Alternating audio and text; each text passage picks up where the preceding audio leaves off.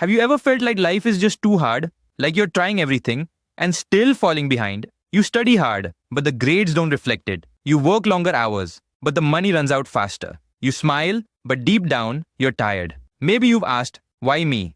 Now pause.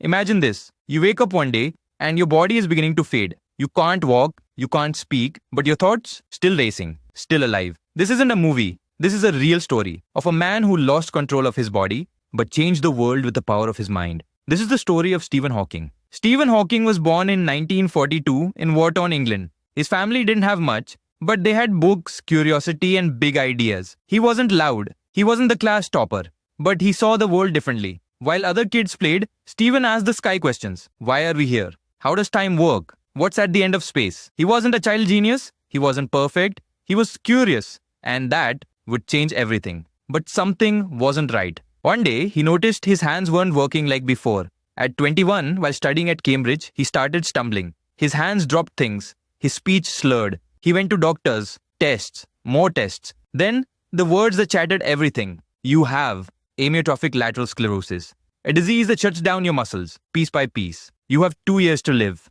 2 years.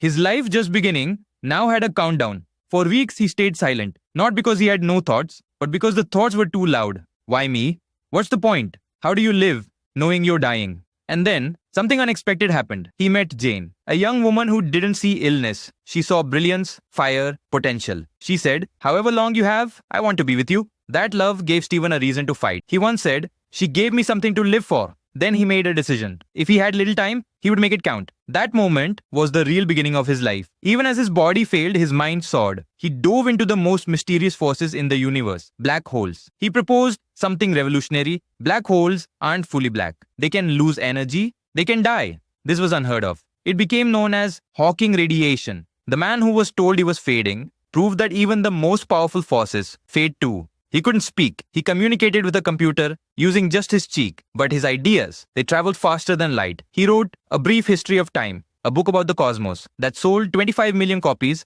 across 40 languages. He gave lectures, rolled onto stages, met presidents, inspired generations. But what made him great wasn't just science. It was hope. When life shut every door, he built a window and let light in for the rest of us. He once said, my goal is simple. A complete understanding of the universe, why it is as it is, and why it exists at all. Someone once asked him, if you could do one physical thing again, what would it be? He smiled and said, I'd dance. That's the soul he carried. Even in a wheelchair, he danced with the stars. Even with no voice, he spoke to the universe. Even with a broken body, he became a giant. Stephen lived more than 50 years after he was told he'd die in 2. He showed us, you're not your limits. You are your mind. Your choice to rise again. So, next time you feel like giving up, look up. The universe is still waiting. When you will shine again? Are you shining now? Tell us in the comment section. And before we end this journey, I just want to say thank you to them who commented and subscribed on our videos. Sometimes, all we need is a reminder that we're not alone in the darkness.